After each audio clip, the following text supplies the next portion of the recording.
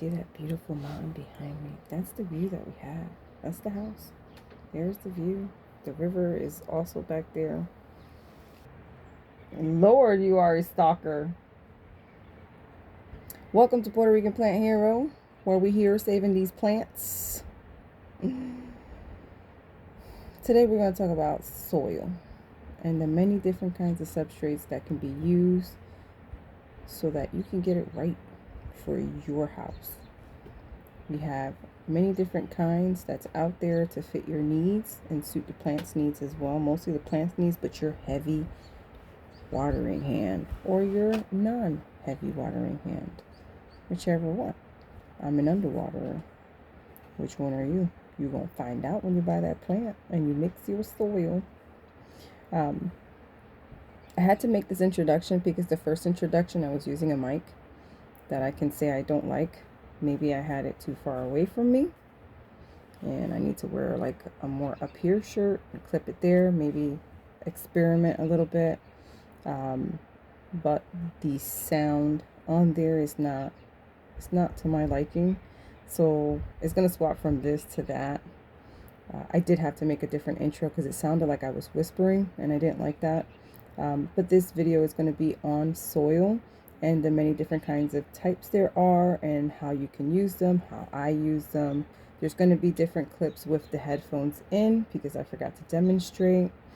And there it is. Let's get into it. It's going to be beautiful.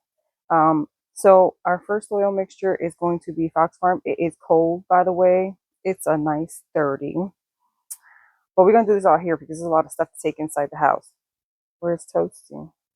We're not getting our luxury today. However, our first media is going to be Fox Farm. I prefer this one. This has a lot of great stuff in it. Let me read this. It has peat moss, fish emulsion, crab meal, shrimp meal, earthworm castings, rich ingredients. If I'm not mistaken, there's another one. This one does have bat guano in it. There's a couple of other brands of Fox Farm, different stuff for different plants.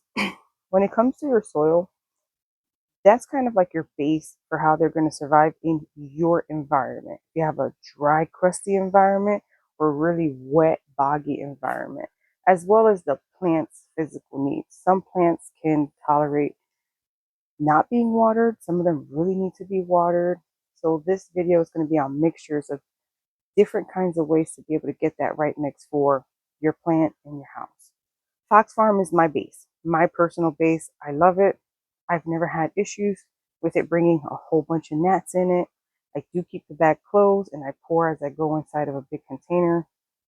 It is an old kitty litter container. However, it works when I want to make my base mix. I do have a base mix, and then from there, I'll mix to the plant's needs. Fox Farm is my go-to. I used to use Miracle-Gro.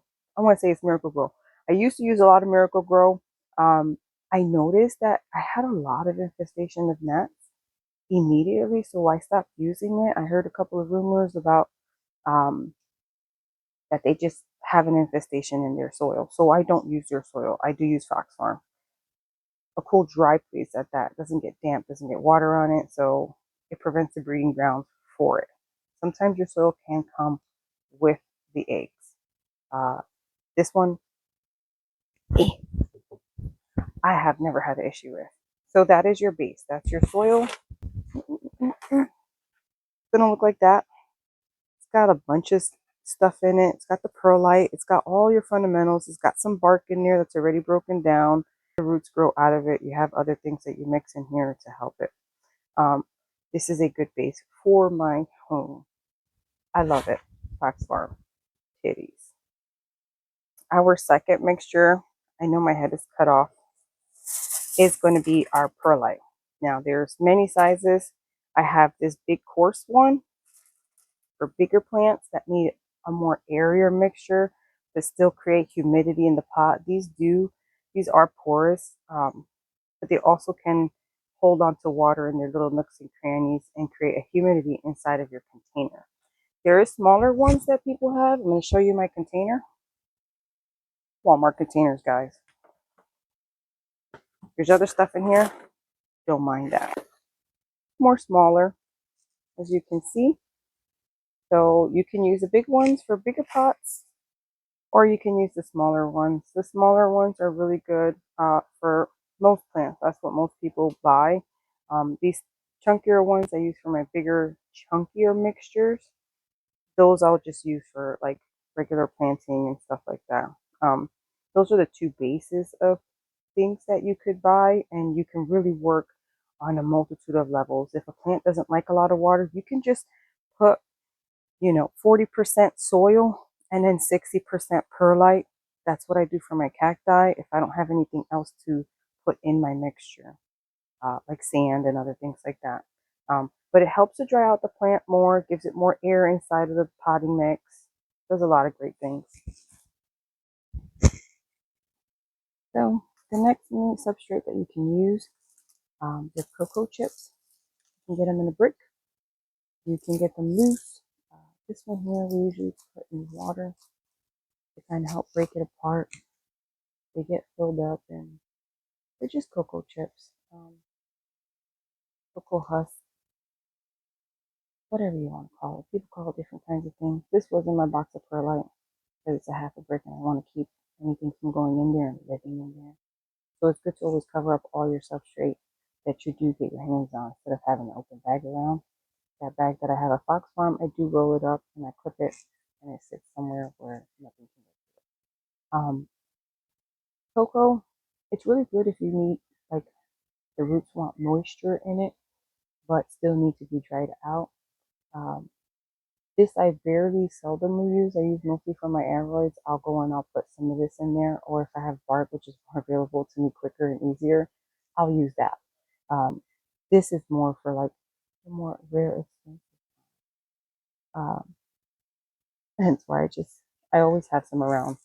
It's always good to buy one and keep it for when you do have that want for that and you need it for that soil mixture for that particular plant.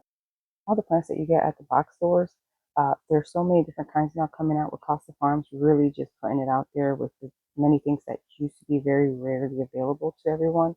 Now they're making it more available. So it does come with different kinds of substrate that's needed for that plant to survive and be really good in your household. Acquiring a brick of this is really good if you want to get into those areas. Cocoa chips. Yes. The next thing that we're going to talk about is bark. Now, this particular bark, I do get this online on Amazon. There's different sellers and different kinds, different sizes. We kind of wanted, this is a more smaller one. I wanted the medium one. They didn't have it, so I bought this. You can get it at your box stores. When I say box stores, I mean like Walmart, Lowe's, Home Depot. They come in bags. Usual one I go for is an orchid potting mix. There are different kinds now of the orchid potting mix. Some of them are a little more chunkier. Some of them are more broken down. You kind of want to get one that's not broken down and that's nice. Again, I want it medium, but I got these. I still work with these. You just have to change it out after 2 years because then it does start to break down. You can use this for your orchids that you have in your house. You can use this more for your mixtures that require a more chunkier soil mixture. So when you hear chunkier soil mixtures, people will mix the soil with some perlite and some orchid bark. That's your base mixture for your chunky soil mixtures. Orchid bark, your perlite, the white stuff, and your soil, which is your base. You have your bricks. I got this at the dollar store. It's coco coir. To me, it's all the same. To some people, it's not. It might have extra things in it, fibers, blah, blah, blah. But it's the same. Doesn't matter where you get it. They don't have any nutrients in them. Um, these you can use for something that really likes to have moisture, or like usually people use them for like your beginner. Your coco coir mix, people usually use that for like your outside plants that you want to grow out in your garden. Really good mixture to definitely keep in there. Because it holds the moisture and water. This does get soggy and wet, so These are really good for seed starting because again, it does hold that water that you need. Um, not so much nutrient, I don't think. Don't quote me on that. I don't use that very often, except for obviously when I'm doing outside planting for the garden and stuff like that. Which we haven't even started because the temperatures did drop down here, so it is cold. It's cold. The next one that I don't really see people talk about a lot, I don't know why. I do use it. Um, this is called vermiculite. Now, there is a vermiculite that people can use as insulation for your homes that has asbestos in it. A lot of people don't use that anymore, obviously, because it has asbestos in it. I'm probably not saying that word right. However, this is a different kind of vermiculite that is, you can use it for your plants. This does hold nutrients in it. It doesn't come with it. It doesn't come with it. But when you water your plants, this does absorb a lot of water. And it holds the water in the actual vermiculite. Kind of looks like sand. I would not recommend this for cactus because again, this does hold a lot of water. It keeps your soil wet, not super soggy, depending on how much you put in it. I don't use a lot of it, so I still have so much of it. I use very little. So like if you get a fern, ferns, they like their wetness. If you're into like nepenthes and boggy plants, you can use some of this. This helps retain that moisture, that water that it likes. Um, I have put it in my spider plants. I am an underwaterer. So this does come in handy for plants that really like water in my home, but I don't like watering all the time. I love my plants, but I am an underwaterer. When you're a busy person, this might come in handy for some of those plants that are just really thirsty all the time. Again, it's called vermiculite. It's like a nice little sandy, soft. When you wet it, it does get very dense because it holds the water. When I do first water this, I do put a lot of nutrients in there because it holds and it'll slowly release it for you in the plant. Um, Again, a lot of people don't talk about this substrate, but I do. I like this one. It does come in handy when you need it. Uh, it is good for, again, the plants that really like water. Love it when you hit it with that water. You can also use it as a propagating mixture. Um, I have tried it. It does work because it holds onto that water, like I said. But you should put holes in whatever container you put it in for that as a substrate to root plants, cuttings, anything like that. Put some holes in it because it will take a longer time to dry out, but you don't want it to sit in so much water. Um, you want to strain out that extra excess water. And as it starts drying off, right. Now, the next thing I want to talk about, moss, sphagnum moss. There's different kind of mosses out there in the market. Some of them are more filtered out. And when I say that, I mean you can get like really good moss quality and you can get the crappiest of the crap. Um, I get the in the middle mixture, so it doesn't get a lot of branches or pieces of dead stuff in it. I do get a lot of this, probably dead roots. I'm not sure because this is a live thing. It's moss. I do grow pink moss in the house, very slow, probably because of where I have it. But it's a pink Hawaiian moss, where this is just regular sphagnum moss. You can get it in a bag, you can get it in a brick. When you do, it's very dry. So you're going to want to make a mixture of water. Some people just put water. Some people add like different kinds of plant food in it, mostly for roots. A lot of people just put like a root grow in their water and then they'll pour it. Ziploc bag method is always pretty good. If you have a brick, they do get bigger. So you might want to use like a nice size Tupperware for it. Put it in the middle, pour your water and mixture in there.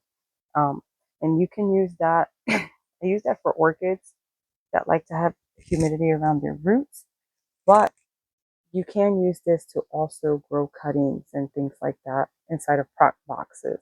So prop boxes, people do use sphagnum moss and people use perlite. I sometimes use the vermiculite. It's a really cool thing to watch. It does take time to get your hands on the amount of water that you're using with the vermiculite, but if you ever want to try it like a science project and learn, that's how you do it. I put this channel as Puerto Rican Plant Hero because I've tried so many different kinds of crazy things and so many different kinds of substrates to learn. And I think that's the best way to do it. Now, I did it with cheaper plants, obviously, and not expensive ones, because that would be a waste of money. And we don't just throw money out, okay? Can't do that. However, it is very cool to see when you experiment that things are working out for the best for you. Um, but let's get back into it. Hold up. Oh, I don't went off. Oh. Okay, so when people say a chunky mixture, that is going to be your soil base, your pumice, and your orchid bark. That is a mix for a chunky mix.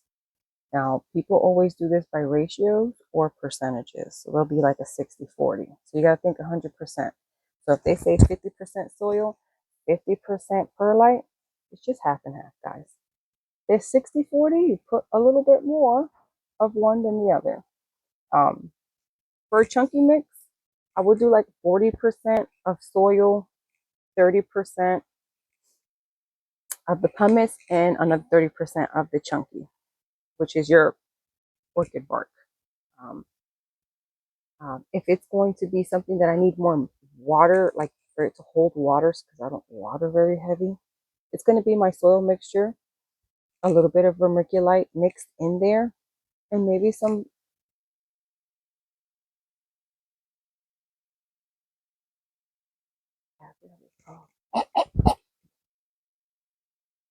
perlite.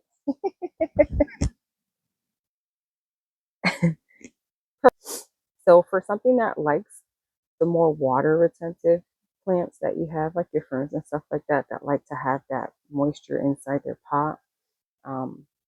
Your boggy plants, people usually use sphagnum moss, and I do put a little bit of vermiculite in there, maybe with a little bit of the perlite. Um, I don't have any currently, but as for like your fern, a regular fern, a regular fern, you can do your soil base, a little bit of vermiculite. When I say a little bit, I'm like 2 tablespoons, not even, depending how big. If it's small, a, a tablespoon. Just hit it with a dash, and you mix it. And there you go. That's your water retentive soil, especially if you're underwater. If you're overwater, don't use vermiculite. You're going to kill your plant. But it is good for that, for underwaterers. I should have put this in the beginning, but I didn't.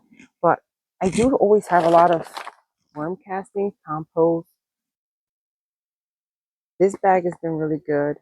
You can just buy regular worm castings. But this one is like a compost biochar with mycorrhizal. It's like a root crack is what they call it. But this is a mixture of the root crack. You can put this if you're like transpotting when it comes to outside plants or inside plants. If you're repotting, put that down at the bottom, like you put your base soil on the bottom, and then when you're going to stick your plant in there before you do, put some of that on there. That is really good to help promote that root growth and to help them from transplant shock. I am at a weird position, but that's because I don't have the camera thing. Again, your cocoa chips, the substrates for the cocoa chips, that comes in handy when you have more of like an aeroid kind of a deal that likes to have that, or even your anthuriums. I have anthuriums here in the house. I haven't made a video on them. I have them. I just haven't put it together.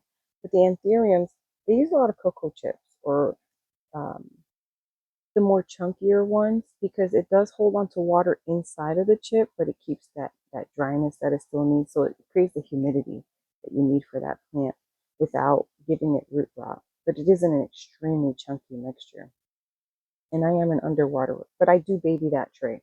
It's all together in one tray. But if you're specific in just growing anthuriums, a lot of people do use that. Um, and they're on it because they like to dry out fast. They don't like to sit in soggy water. They will get root rot. So that's what those chunkier mixes are, is to prevent the root rot. The root rot is what kills a lot of plants. So when you pick up your plant from a store, a big box store especially, or your garden centers, your tents, uh, they come, most of them come in like a coco coir mix or a substrate that they've been sitting in for too long, so it becomes hydrophobic, and means when you pour, water goes straight down to the bottom. It won't absorb. So you have to change out your substrate. That's why I'm using this as a base. It's because a lot of people don't know that, and then they're like, "Oh, I suck at, having plants." Well, it's because you buy them and you just put them on a shelf and say, "Oh, I bought a plant," and then you think that you're doing good, but your soil is just it's old. You have to replace your soil. Pick up a bag of soil. And when I started this journey, I started with soil and perlite. That's it. I used that for so many years.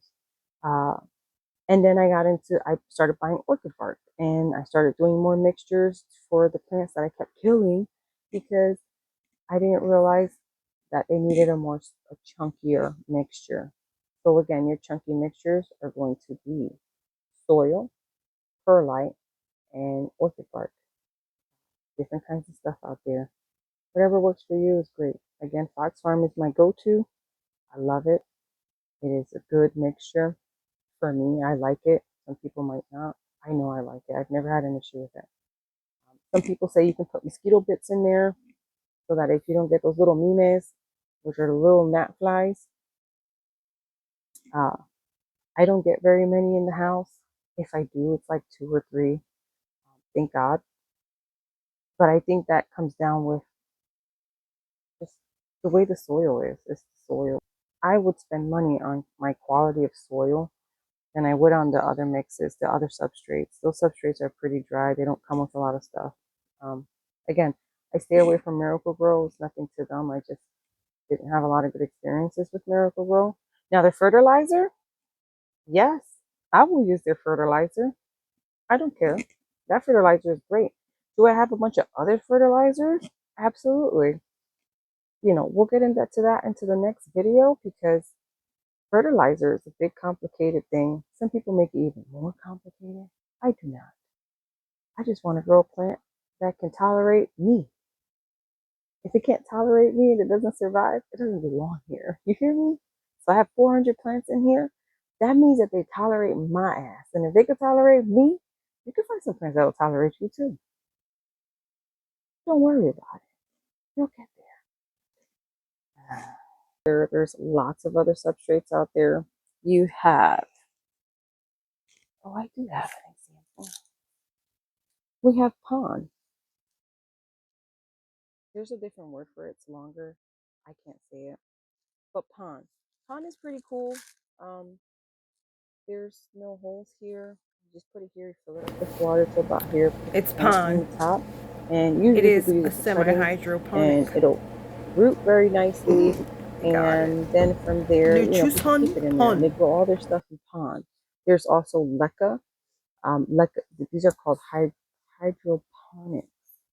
Growing hydroponically, which is using a medium that doesn't break down. It's just there. I don't have anything in hydroponics because there's so many plants in here. I don't think I could do that kind of system. But you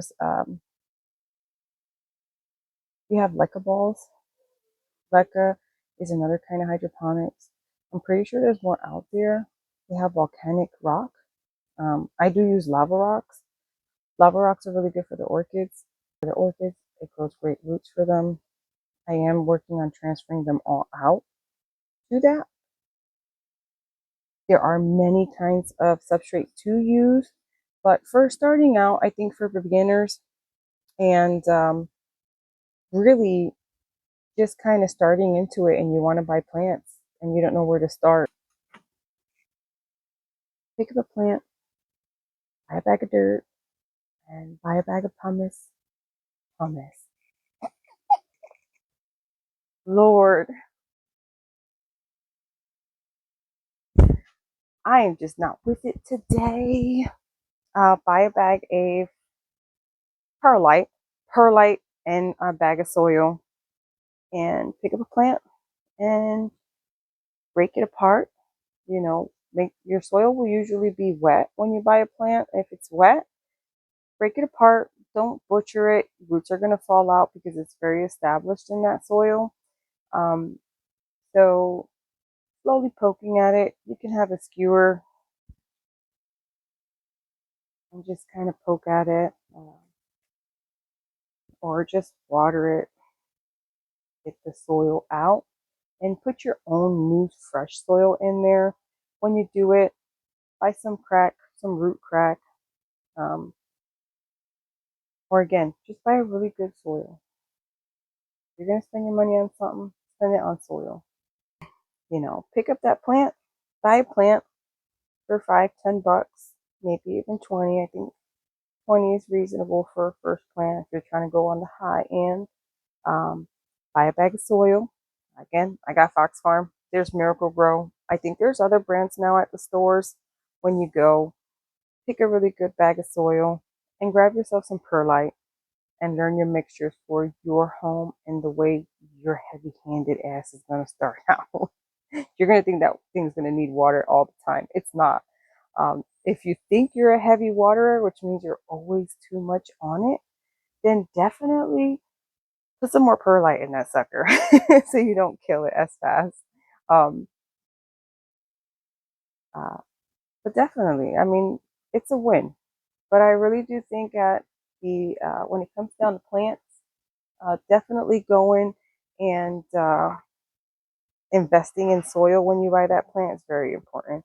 And a bag of perlite, they're not expensive. For the other substrates that you can go into as you get further along in your plant journey, it is a journey for sure. Some things are going to die, some things aren't. I know African Violet Mixes has their own specific dirt. Um, use it because African Violets are a little finicky. It took me a while to get used to them. I have 3 here in my collection that I do like. Been keeping them alive for at least a year now. So I am going to add. And that is how I kind of generate what I fall in love with is if I can hold on to a plant in this house for an entire year, which means it's going through all the weird ass seasons that we're going with because I'm in PA. PA has diarrhea for weather. It was just like 70s last week and now it's like in the 30s this week. So with that being said, you know, if it can survive this, then I'm going to keep going into that plant genre that's there. So we do have a lot of different kinds of plants in here. We got pothos, we got philodendrons, we've got anthuriums, we have orchids, we have Hoyas galore, and cacti. And those are all different substrates. You know, we'll get into it as we further in this channel and show you the different kinds of soil mixtures that go with that particular plant that I have for my environment. Um, in the next video, we'll probably talk about different waterings, how to water, what to put in your water, how I do it, because I do it differently probably than a lot of people. But it hasn't failed me yet, and my plants, they're happy. They might be dusty, but they're happy. I think that's the most that I can talk about just for like your basics of people trying to get into plants and don't know. When you pick up that plant, please pick up a bag of soil. Don't get the cheap soil. I can't stress that enough. If you get the cheap soil, you're going to be frustrated. That is, it holds on to a lot of water, probably has gnat eggs in it. Don't do that to yourself, please. It makes you want to chuck the whole plant out. And that right there is a waste of money. Get a good soil. If there's anything that you're going to buy that's good, soil. Everything else that I get for my soil substrate is cheap. My sphagnum moss is cheap. Well, no, the sphagnum moss is also pretty good. I would spend my money on good sphagnum moss. Okay, so we're going to change that. Spend your money on really good soil, good sphagnum moss if you're going to use it for propagating. And perlite. Perlite, you can buy any perlite. It's going to be dusty. And you'll see people wear masks. Perlite is very dusty. Has a lot of dust in it. The smaller ones that you get in the bags at Walmart or wherever you get your perlite from. It's dusty. That perlite dust you don't want to breathe in. People put masks on. Do it outside. Don't do it in a closed place. You'll be coughing your brains out. And you don't want that crap inside of your body. So definitely pour, mask, or pour outside. I pour it outside. I don't wear a mask. I pour it outside. I do not cough on it because obviously go with the wind of the direction of the wind. They have a bloopers. Make sure when you pour it, the wind is blowing the opposite direction so it's not going in your face, and you're not choking to death. But that's perlite. Perlite is pretty good. Anyway, you got your bark. Keep in mind there's different kinds of bark out there. You want it to be more structured instead of broken down. So this bark here, it's broken down. It's real thin. You know, it's thin, very broken down. There's lots of little pieces and stuff to it. You know, if you hear chunky mix, soil perlite bark. If you hear more water retentive, that's your base soil. Again, I use vermiculite. I'm an underwaterer. Vermiculite is my friend. You can even put sphagnum moss if you need more water retentive soil. If you need a cactus soil, you can even use that if you want to buy cactus and you love cactus, but you don't know how to use their soil mixture, their substrate. Get yourself a cactus soil mixture. Fox Farm also sells a cactus mixture. Get yourself some of that and grab yourself a bag of perlite. Mix them. Mix them in together and practice with that. And as you age your plant ages and levels up and you got to repot. From there, you can figure out, okay, what kind of other soil, can I do more perlite? Can I do less perlite? And make it a learning experience. Make it fun. But I will say, you pick up that plant, pick up some soil, pick up some perlite. Those are your two best friends when you're starting out in the plant world.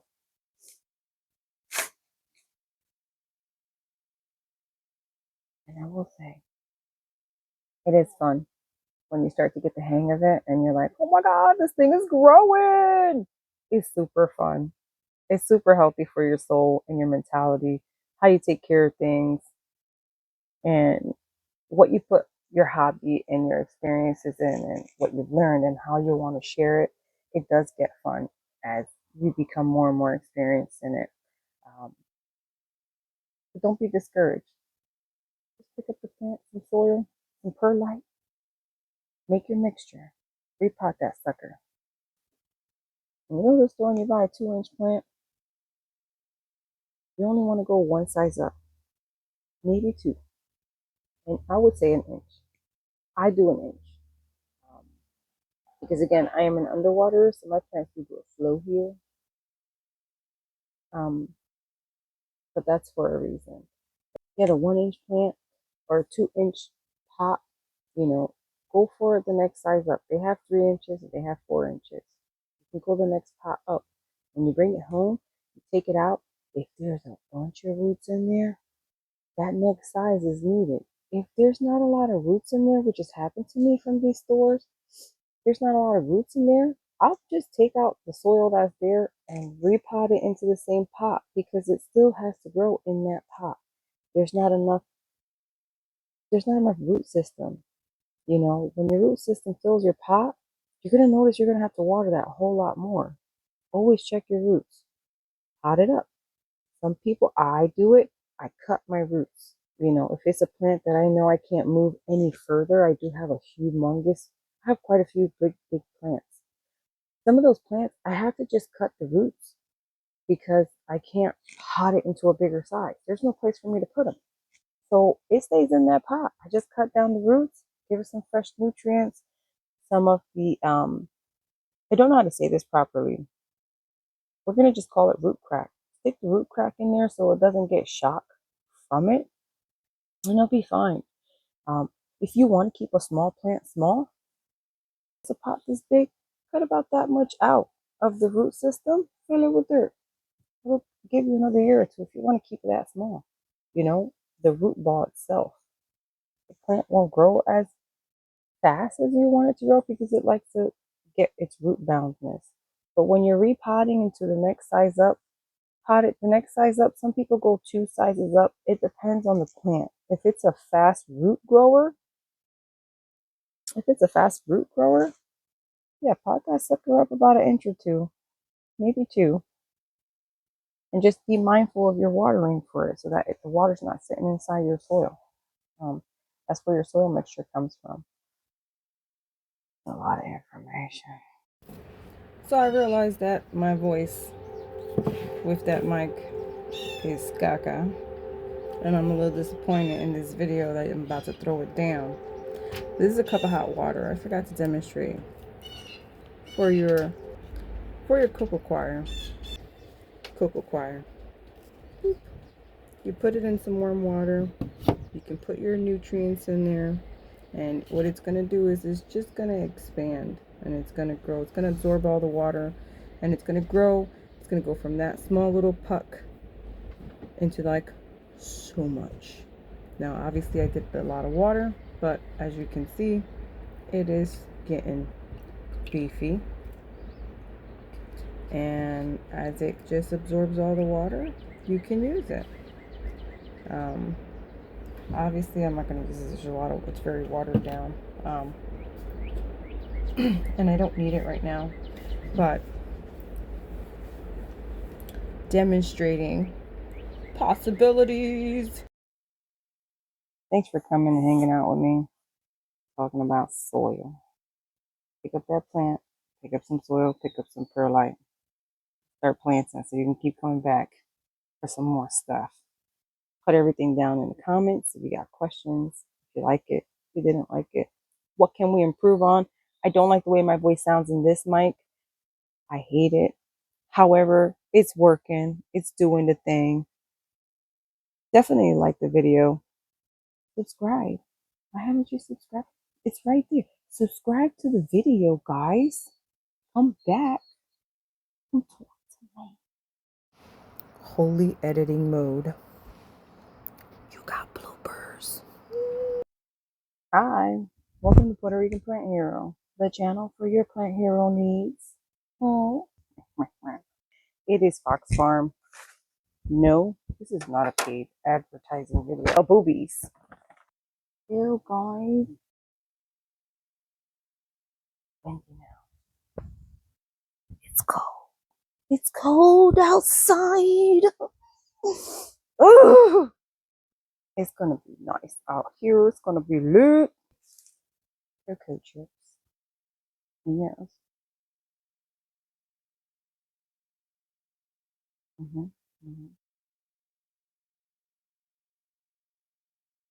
Mm-hmm. I don't like the mic video because I am not gonna have wasted time on this video. Maybe, I don't know.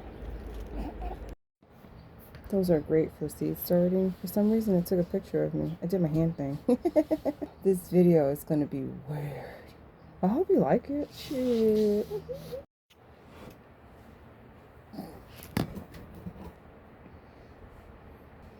Hi.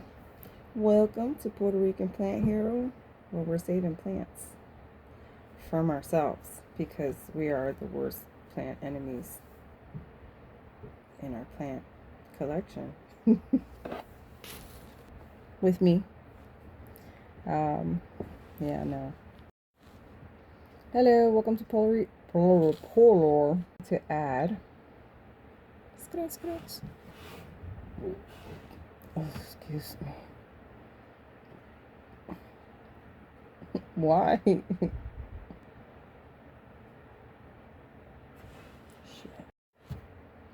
Hello. Is caca for your one because I'm not going to use it. Sir, please. I'll just store it.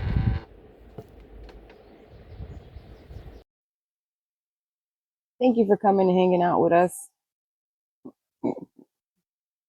You get it. Thank you for hanging out with me. Definitely like the video. Subscribe. Why haven't you subscribed? It's right there. Subscribe to the video, guys. Come back. Love you guys. Bye.